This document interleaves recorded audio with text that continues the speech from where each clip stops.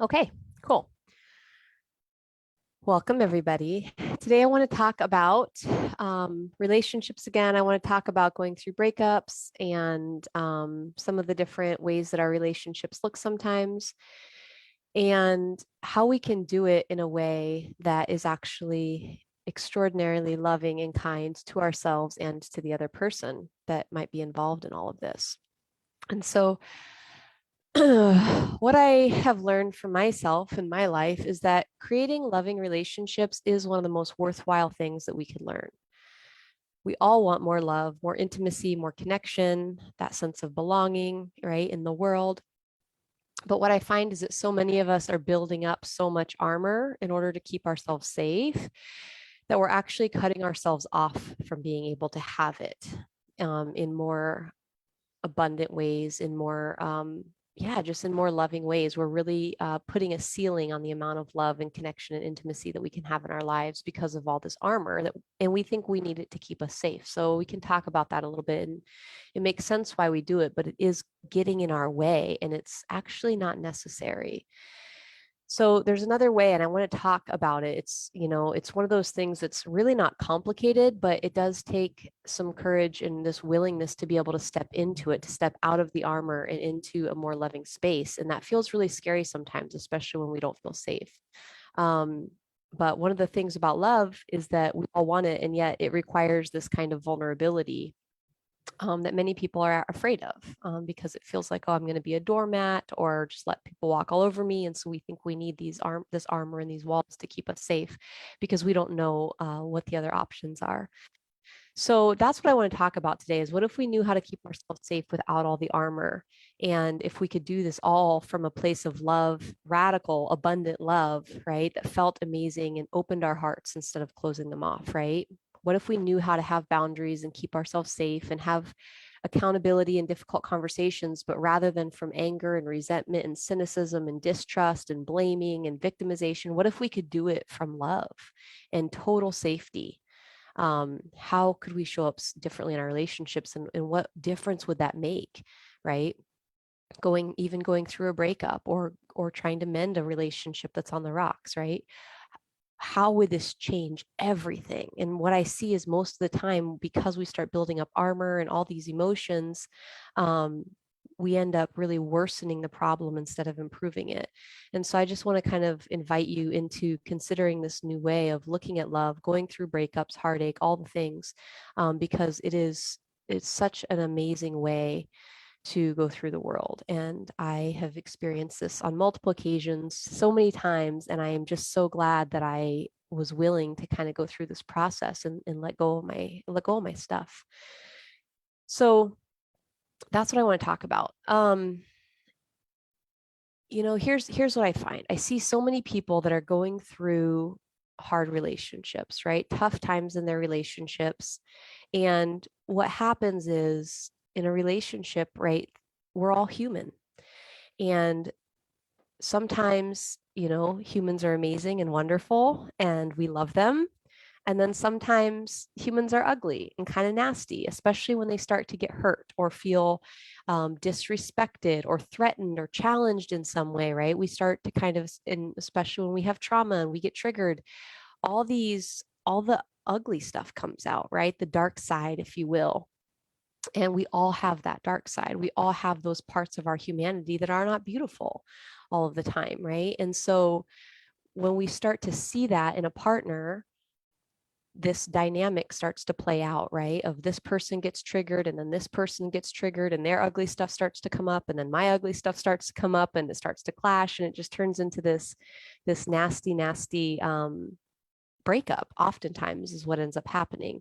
Or even if it's not a breakup, this nasty period in your relationship where you're both kind of just fighting with each other, and we start to see all kinds of anger, resentment, blaming, shaming, criticism, talking shit about the other person to your friends, to the community, right? We start attacking people's character. And we start to build up this armor and all these walls that start to really break down love, connection, intimacy, belonging. All those things begin to erode as this armor and these things to keep us safe start to come up. And so, what I will say is that it's okay to feel angry when something happens that you don't like, right? Anger is the beginning of advocacy. So it's okay if, you're in a relationship, something happens and you didn't like that, right? That made you feel angry. I didn't like the way you talked to me. I didn't like that thing that you did. And so this is when we start to talk about boundaries and accountability and being able to have open, direct conversations. But what happens more often than not is we end up having those boundaries and those conversations and that accountability from a place of anger, resentment, again, shaming, blaming, judgment. And it's fueled with all of this kind of ugly emotion that's generally not useful. And it ends up breaking down connection, breaking down intimacy, right? We start attacking the other person's character and we just kind of start going at each other. And the reason that we do this is I believe that most people don't actually know how to manage their own emotions, A, and B, they don't know how to keep themselves safe. They think that if I'm being loving, then that means that I'm just being a doormat, right? It means that I'm just condoning behavior, letting someone walk all over me, not standing up for myself. And I don't want to do that. That feels really, not healthy. And so I'm going to go in this other direction. And we just end up disconnecting. And, like I said, assuming that our story is the right story, the only story, and that was super fucked up. And so you're out, right? And we just sort of cut them off. And we don't actually know how to go through these relationship conflicts, again, in loving ways that are actually honoring to both ourselves and the other person. And so this is, the work that I do with clients.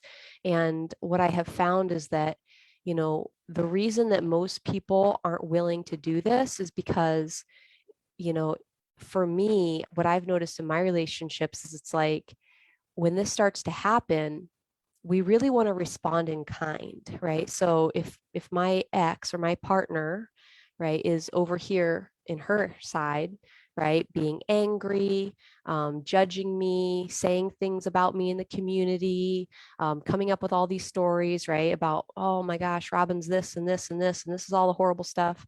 And when she's in that place, and maybe she's not being very loving or compassionate or forgiving, maybe there's not communication, right? Whatever it is, then we think, well, then if I don't want to be the one to step into love and vulnerability and humility and, seeing her side and, right, because it's like they're not seeing mine. And so then again, we just think we're being a doormat. And what I will tell you is that, being willing and being able to do this is so powerful because first of all, when you're able to, so often we want to be understood. We want someone to see our side, hear our story, forgive us, have compassion, right? Understand, whatever. But we're not willing to lead with that. We're not willing to model that. We're not being willing to be the one to step into it first because it feels too vulnerable. And what if we don't get it in return? Right? What if I let go of my anger for a minute or my resentment or whatever, or maybe even if I still feel the anger, what if I let go of the resentment piece? And what if I was able to just sort of take a breath and ask some good questions like, right, what might this experience be like for this person? Can I offer a listening ear here and see what I might be missing? And maybe I'll get a turn for my side to be seen, maybe I won't. But even if I don't, now it doesn't invalidate my experience. It doesn't invalidate my story, my truth, my emotion, right? Mine is still valid and so is theirs. And even if, sometimes it's like, oh, well, what they said isn't true or that didn't happen. And what I want to submit to you is maybe it doesn't matter. Maybe their experience that they're having is still valid. And maybe the only way that you can get to a place of being able to have that conversation and really clear the air, maybe it has nothing to do with the words that were said or the facts being straight. Maybe this is just an emotional block that hasn't been addressed, right? Maybe this person just needs to be able to work through this emotion. And maybe all your responses to them are making that harder, right? And so this is, and it, again, it doesn't mean, and maybe you showing up in these ways will help, maybe it won't. But the difference that I want to submit to you is that it changes your experience. So for me, when I'm going through, a breakup, even if it's really ugly on the other person's side, even if they have all these really ugly stories, nasty stories, and maybe they're not willing to do any of this, like letting go and stepping into love and all of that.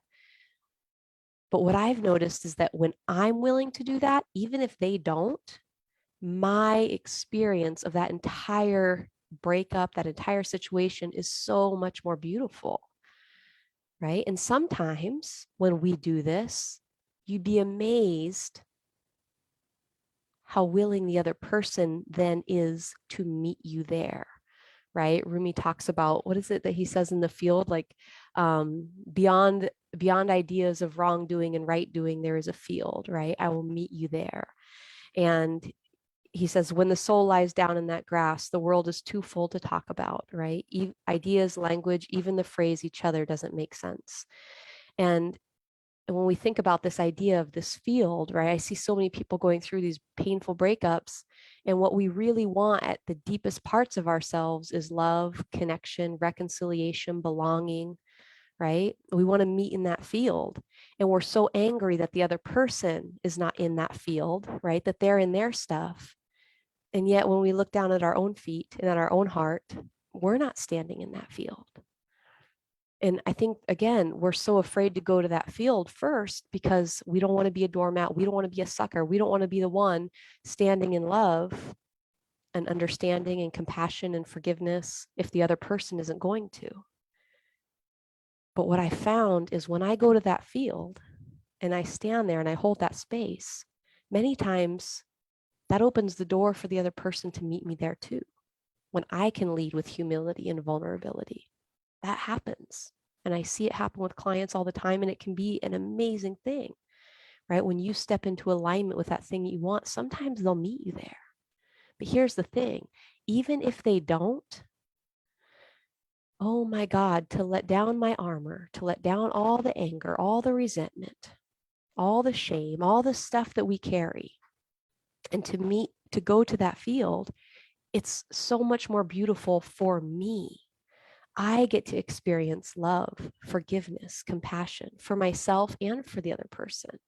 I get to experience all of these things that I most want in my life. I get to experience connection even to this other person, even if they don't respond, because when I am able to understand their human experience, because I've been able to have compassion for my own, I literally get to experience a kind of connection with them that still feels so much better than the one that I was having behind those armored walls, carrying all the anger, all the shame, all the resentment.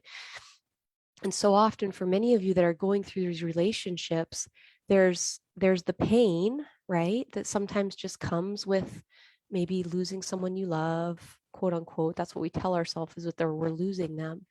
But in my experience, I'm like, I haven't lost any of these people. My exes and my lovers that I fell in love with and that I appreciate and enjoy, I still carry them with me all the time. And I still love them and I still appreciate them. And that is still a part of my life. I haven't lost any of that because I didn't banish it. I didn't banish all the beautiful things, right? I'm willing to still carry that with me. But I might have forgot what I was saying there. But I think the point that I was trying to make though is that like my experience of that is just so much more beautiful. And here's what I'll kind of show you. This is what I think tends to happen is that we go through a breakup, or we go through a hard experience. And oh, this is what I was saying, there's the pain of that experience, right? I was engaged to someone who I loved, and we were planning on having kids together and this beautiful life. And then some of the things in our relationship that just kind of kept coming up, it got to a point where it was like I didn't want to do that anymore, and neither did she. There really just wasn't a want match, right? We didn't want the same things as far as how that relationship was going to look, the way that we interacted with each other and treated each other and talked to each other. It was just there was some things there that weren't resolving, and that's okay. But what we so often do is we make it mean something horrible about us, right? I'm not lovable. She never loved me. Um, I'm never going to get it right. Whatever. We kind of end up creating all this meaning that is completely unnecessary, and it creates suffering. It creates so much suffering, right? On top of just, what would otherwise be just kind of a clean kind of grief. And we bring in shame on it, and then we bring in resentment, and then we bring in, judging the other person, and well, she's just a piece of shit, and we start criticizing them, right? So that we can devalue the relationship, so that we can devalue the other person. And somehow we think that doing that will make it hurt less, right? If I can just devalue all of that, then I won't have to feel quite so sad about losing it. And so we create all this ugliness that we're now carrying on top of just what would have otherwise been maybe a painful or separation. But we create suffering on top of it. And we do this because, again, we think it's protecting us from something. We think it's protecting us from being quite so hurt. Whereas if we were able to just go through our hurt, go through our grief, and again, let go of all the ugliness, what we might in fact find is that we could have a beautiful relationship with this person still. And again, I've seen relationships mended in phenomenal ways. You just don't know. But when we're not willing to step into alignment with the love, the connection, the intimacy, the forgiveness, the belonging, when we're not willing to be in that space, we'll never know what we could have created, because we're too busy over here in our armor, in our anger, in our judgment, in our criticism, right? Tearing the other person down so that we can just feel a little bit safer, a little bit less vulnerable. And then we never get the result that we want because we're not even willing to give it a try. Well, what if it doesn't work? What if I step into that field and they don't meet me there? Then you still get to have the experience of being in the field, which is so much better than being in that dark, ugly dungeon of walled off emotion and suffering that you're creating for yourself. I love being in that field. And I guess this is just some of the examples that I wanted to give you. I've been through these relationships before, and it's like there's so often we, think thoughts like, oh, she never loved me and she's just not even a good person. Again, just devaluing the relationship, devaluing the person. She treated me like garbage. That was a waste of my time. I can't believe I ever was with that person.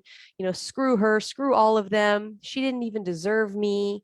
She was mean. She was manipulative. She was selfish, right? We start building up all this evidence in our mind for why they were bad and wrong, and I should have never been with them, and the whole thing was, stupid. We start building up all this evidence and creating all these ugly stories, ugly stories, so that we can just feel a little bit safer, a little bit less vulnerable, maybe a little bit less hurt. And it doesn't work. All that we end up doing is carrying even more pain, right? And here's the thing, we can always find justification for this stuff. Any story you want to believe, any emotion you want to have, your brain will always be able to justify it, right? Again, humans have both. They have the light and the dark, the good and the bad.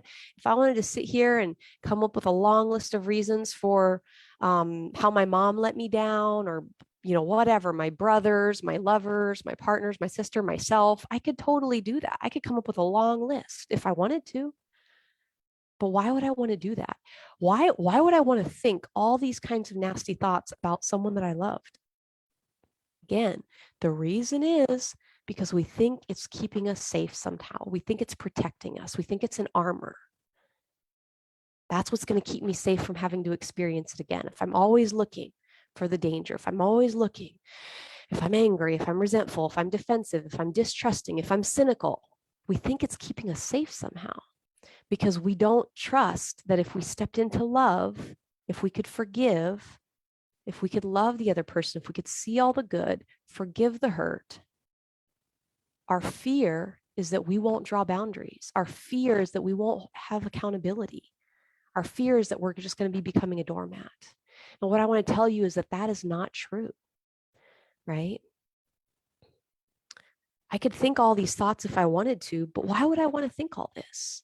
Could I even come up with all the reasons why it was true? I mean, sure, I could come up with reasons, absolutely. But why would I want to? I don't like the way this makes me feel. It doesn't feel good. And it sure as hell doesn't create any kind of a sacred space where love can grow. Love can't grow when this is where we're living. And then we wonder why it's so hard to mend relationships, why it's so hard to create love and connection. Same relationship, same person. I could also think all of these things, and they are equally true, powerfully true, right? That she was and has always been worthy of love. That is absolutely true, right? When I think about my exes and my lovers, she was always worthy of love. She's still worthy of love, right? Even with all those other things that happened, doesn't take away from that truth, right? She's beautiful. She is. She's kind. She's courageous. I totally see that. Were there times that she was unkind? Sure. But were there 1,000 times where she was kind, sweet, supportive, loving? Absolutely. Absolutely. But we don't want to let ourselves remember that, right? The truth also is that I love her. I've always loved her. I still love her. Of course I do. Of course I do. She showed me my dreams. She opened up my heart in ways that I had never experienced before, showed me the dreams and everything that I wanted for my life, right? She was my best friend. She was my best friend. And I'm so grateful for that. I'm so grateful for all those times, right, that we spent together, all the love that we shared,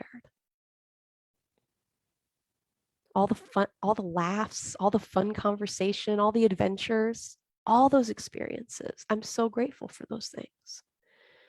Right? I love how quick she is to laugh. I love how much she cares about equity and social justice, right? I could come up with pages of things that I loved about my ex, all my exes, right?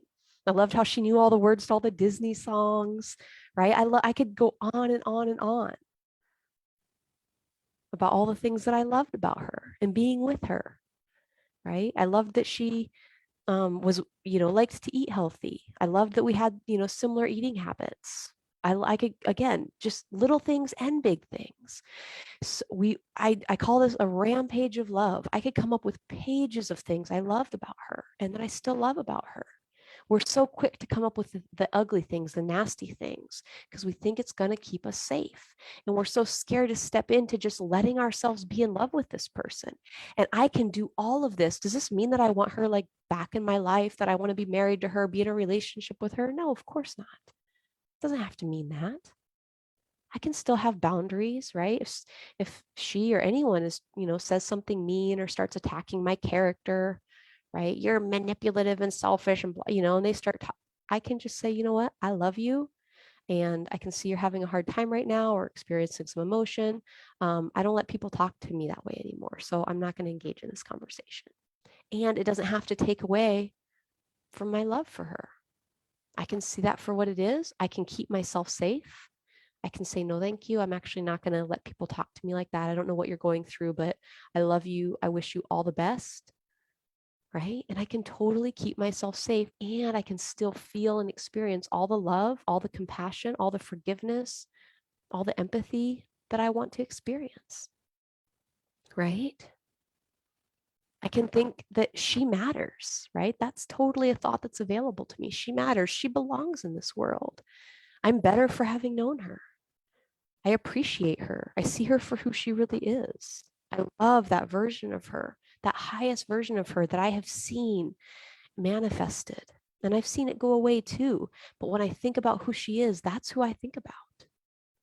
Does it mean that I don't have boundaries and keep myself safe when that other person shows up, the nasty one? I'm like, ooh. But also, does it mean that other people don't have boundaries or keep themselves safe when I get triggered or when I show up in those ways? I expect the same. And it doesn't have to take away from love. We can have boundaries, we can have accountability, we can have safety, we can have all of that and still allow ourselves to feel love and appreciation for all the things that exist in these people that we have cared about, right? So I just wanted to share that with you because I know so many people are going through this right now where, we're going through a breakup or are, experiencing hard times in their relationships. And I just want to point it out to you that the thing that destroys our relationships is all that emotion, all these nasty thoughts that we start thinking, right? All the nasty feelings we start having, and they generally are designed to try and keep us safe. And if we can learn what to do with all of this shit, if we can learn how to honor our anger, how to honor our experiences, and not let them be in the driver's seat of our life. How can we honor our emotions that we're feeling, our grief, our pain, our anger, right? All those things. And then can we learn how to heal those things and release them from our lives so that we can safely and securely step into a place of love and of connection and of saying, hey, here's my boundaries. I do love you. I would love to be able to have this conversation. Are you willing to do that? And if they say yes, the likelihood of you being able to create love, connection, intimacy, friendship, all of those things literally exponentially explodes when you can do it from that grounded, safe, loving, emotional space. Literally just blows up the possibility for your life. And if they say, no, I'm not willing to do that, then the gift you have given yourself is to be able to say, okay, to love that person, to love yourself, to forgive them. And then you don't have to carry. You can know I showed up, I did my best. They weren't interested. That's fine. And you don't have to carry all the shame of, oh, it was, I'm not lovable, I'm not good enough. You don't have to carry all the ugliness of, they're a garbage human. I hate them. I can't believe I wasted my time with them. That shit just doesn't feel good. It doesn't feel good to us. So wherever you're at with your relationships right now, what do you wish you could be feeling? What do you want that experience to be like? Do you wish it could be a little bit smoother? Would you like that? Would you like that? Would you enjoy being able to go through this experience with more compassion for yourself, more boundaries for yourself, honoring yourself, and also not having to be in this nasty space of letting your brain create all this judgment, cynicism, anger, resentment, because it's really not necessary. It pretends to be necessary. It thinks it's what's keeping us safe, but it doesn't feel good. It only deepens the divide, worsens the outcome generally, and it just feels shitty to us. So that's what I just wanted to share with you guys today. And for any of you guys that are wanting to learn how to do this, shoot me a message. I'm going to be teaching this material and doing a lot of work with people around learning to let go of the things that are keeping us stuck, learning to let go of the things that are keeping us away from love, and learning how to heal all the crap that pretends to be so necessary. So shoot me a message if you want to take this. We're going to be doing a 6-week series, and I'm going to be teaching you how to let go of all the armor, all the resentment, how to go through grief, how to go through these things in a productive way that honors where you're at and that allows you to not get stuck there so that you can kind of come back to a place of being able to connect with someone in an authentic, safe, loving way, right? And that's a powerful, powerful thing. So I love you guys. I will talk to you later. Bye.